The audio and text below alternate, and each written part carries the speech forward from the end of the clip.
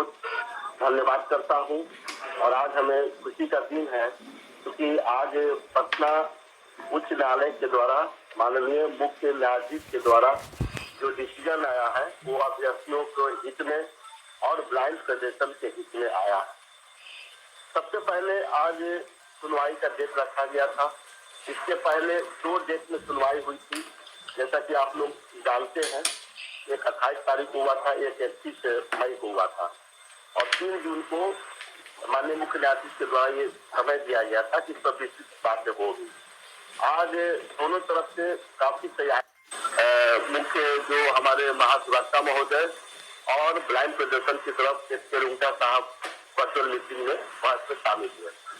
दोनों तरफ से बातें हुई और दोनों तरफ की बातों को सुनते हुए और सारी परिस्थितियों को विचार करते हुए माननीय मुख्य न्यायाधीश महोदय ने कहा कि जो ब्लाइंड फेडरेशन का जो डिमांड है वो बिल्कुल ही उचित है और उनकी सारी डिमांड को उन्होंने मान लिया।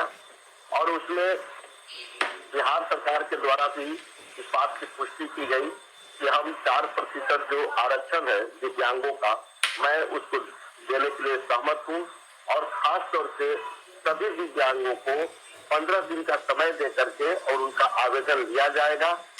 और आवेदन लेने के बाद जो हम लोगों का जो मेगा सूची बनेगा, जो फाइनल मेगा सूची, उसमें उसके साथ साथ उन लोगों को भी शामिल करके और बहाली प्रक्रिया साथ में किया जाएगा। तो एक बहुत ही ब्लाइंड फेडरेशन वाले के लिए खासतौर से आज खुशी का दिन है क्योंकि उनका बहुत दिनों से मांग था और वो आज सरकार के द्वारा पूरा किया गया। इसके लिए सरकार को भी हम धन्यवाद करना चाहेंगे। उसके बाद जो है एक PIL जो एक और किए हुए थे इन लोगों ने, जो ब्लाइंड फेडरेशन वाले, उनका कहना था कि 1995 से 2017 तक का जो बहाली हुई है उसमें जो दिव्यांगों के जितना आरक्षण उत्तर प्रणाली में मिलना चाहिए वो नहीं मिल पाया है, इसलिए सरकार उस पर विचार करे। सरकार इस मांग को भी सरकार ने स्वीकार कर लिया है और अगली जो बहाली होगी, नेक्स्ट बहाली, तो उसमें उन सारी त्रुटियों को दूर करके और इन लोगों को न्याय मिलेगा और इन लोगों को भी शामिल किया जाएगा। जहाँ जहाँ रोस्टर प्रणाली में त्रुटि हुई है वहाँ पर दिव्यांगों को आरक्षण दिया जाएगा। इस बात पर भी सरकार जो है बिल्कुल ही सहमत हो गई है और ये बहुत ही स्वागत की कदम है सरकार के द्वारा। मैं बार बार पिछले वीडियो में भी आप लोगों से कहा था कि सरकार जो है हमेशा ये विद्यार्थियों के हित के बारे में सोचे और हमें आज बहुत खुशी है कि हम लोगों की भावनाओं को यह समझा गया और हमारे जो बिहार के जो भी अभ्यर्थी है, चाहे स्टेट अभ्यर्थी हो चाहे 94,000 अभ्यर्थी हो, सभी लोगों के हित में ध्यान रखते हुए सरकार के द्वारा जो कदम उठाया गया है मैं इसका स्वागत करता हूँ। तो आज का जो मुख्य रूप से पटना उच्च न्यायालय में जो आज जो परिचर्चा हुई है और वो उसकी मैंने आपको संक्षिप्त में विवरण बताया। सर, 1-2 प्रश्न जो हमारे अभ्यर्थियों के मन में आ रहे हैं कि ये जो आज का जो डिसीजन है हाईकोर्ट का, माननीय हाईकोर्ट का, क्या वो माध्यमिक और प्राथमिक दोनों में सेम लागू होगा? हमें लगता है कि दोनों को सम्मिलित केस चाहिए। ऐसा नहीं था, वो माध्यमिक की तरफ से भी और प्राथमिक और प्रारंभिक को दोनों बहाली इसी मैटर पर अच्छी हुई थी और हमें लगता है कि इस बहाली को करने के लिए रास्ता साफ हो गया। हमें दोनों बहाली के बारे में वो डिसीजन आया है, ऐसा नहीं है। दोनों में जो जो त्रुटियां हुई है माध्यमिक में उसको भी सुधार किया जाएगा और प्रारंभिक में भी सुधार किया जाएगा। तो कहीं न कहीं जो बहाली रुकी हुई थी, जो अच्छी हुई थी और बीच में जो बाधा उत्पन्न हो गया था उसको निकालने के लिए ये जो डिसीजन आया है वो बहुत ही स्वागत योग्य कदम है। इसलिए ये दोनों बहाली का रास्ता साफ हो गया और सरकार भी चाहिए कि जल्द से जल्द जो प्रक्रिया उसको पूर्ण करके और हम लोग को बहाली प्रक्रिया जल्द से जल्द करें, हम लोग को स्कूल में भेजने का काम कर, लिखित पत्र देने का काम कर सकता है जी। और ये जो बहाली होगी, एप्लीकेशन जो लिया जाएगा वो ऑनलाइन लिया जाएगा या ऑफलाइन लिया जाएगा, ये सरकार के संसाधन पे डिपेंड करेगा? बिल्कुल बिल्कुल सर, जो कट ऑफ डेट है वो 11/2019 ही होगा ना? उससे पहले जो लोग अर्हता प्राप्त कर चुके हैं, क्वालिफाइड हैं, वही सिर्फ अप्लीकेशन, दूसरे जो लोग हैं जो अफवाहें फैला रहे हैं कि जो भी दिव्यांग हैं वो उसके बाद वाले दिसंबर या जनवरी वाले, क्या वो भी कर सकते हैं ऐसा? बिल्कुल नहीं, बिल्कुल नहीं। बहुत ही अच्छा प्रश्न आपने किया है।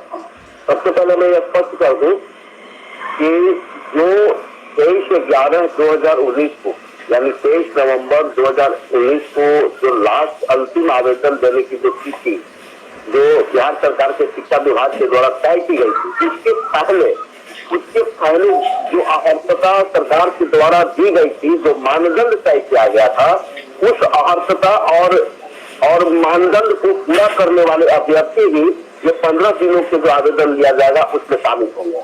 और ये जो मैं बार बार बोल रहा हूँ कि जो अंतिम तिथि है, अंतिम तिथि से पहले वाले आवेदन करेंगे, चाहे वो दिव्यांग हो चाहे कोई हो, लेकिन अगर उसकी अहर्ता पूरी नहीं कर पाते हैं, यानी 23 नवंबर के बाद वाले जो पास किए हो, तो वो जो दिव्यांग है उसमें शामिल नहीं हो पाएंगे, या और भी जो टिकट है वो पास है, उत्तीर्ण है, उन लोगों को शामिल नहीं करने का मौका मिलेगा, क्योंकि अगली बहाली में उन लोगों को मौका दिया जाएगा।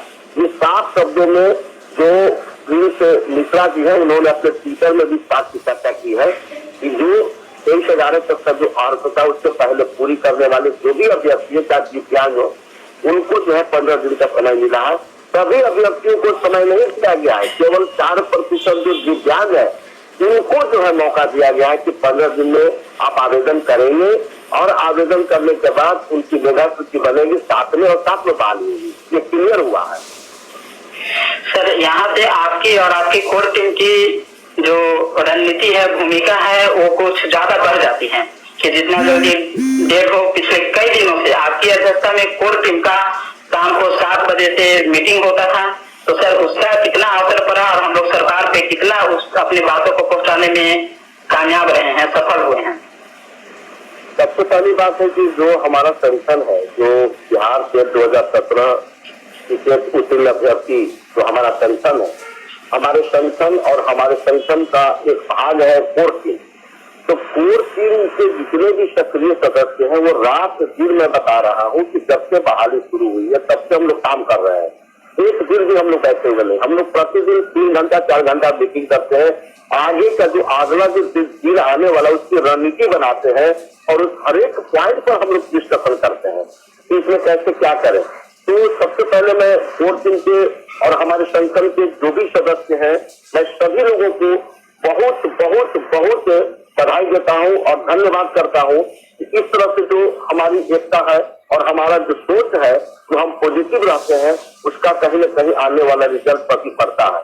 और खास तौर से मैं जो हमारे कोर टीम के जो भी हमारे भाई बंधु, चाहे सभी सदस्यों ने जो भी इसमें हिस्सा लेकर के सफल बनाने में, मोटिवेट करने में और सहयोग किया है, मैं उनको अपनी तरफ से बहुत बहुत धन्यवाद करता हूं। और हम उम्मीद करते हैं कि आने वाला समय में भी हम लोग जरूर इस बात को ध्यान रखेंगे। और एक बात मैं हमेशा कहता हूं, वीडियो में मैं कई वीडियो में आपको पहले वाला पूर्ववर्त वीडियो में मैं कह चुका हूं, और आज भी मैं दोहरा रहा कि जब जिसकी नीयत साफ होती है तो उसकी बरकत होनी है। और आपको मैं बता रहा हूं कि सबसे परेशान हो सकती है, लेकिन सबसे कभी पराजित नहीं होता है। मैं और भी भाइयों से जो कहना चाहता हूं, जो केस करने वाले जो भाई है, जो इस बहाली को फंसाने वाला जो गैंग है, उन भाइयों से मैं कहना चाहता हूं कि अभी भी वक्त है, अभी भी अब अपनी आंखों को खोलिए और सबके हित के लिए काम करिए, सबको बनाने के लिए काम करिए, बिगाड़ने का काम नहीं करिए। अभी 4 केस में आप लोगों ने हार मान लिया और हार हुई है आप लोगों को, तो अभी भी आपकी पलक खुलनी चाहिए। मैं बोल रहा हूं बार बार कि सत्य कभी भी परेशान हो सकती है, लेकिन सत्य कभी पराजित नहीं होती है।